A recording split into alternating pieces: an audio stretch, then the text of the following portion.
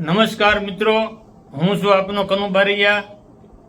આપ સૌના સાથ અને સહકારથી ભાવનગર શ્રી સહજાનંદ વિદ્યાલય, શિવનગર, તળાજા રોડ, કાચના મંદિરની પાછળ તદ્દન વિનામૂલ્યે નેત્ર નિદાન કેમ્પ ચાલી રહ્યો છે।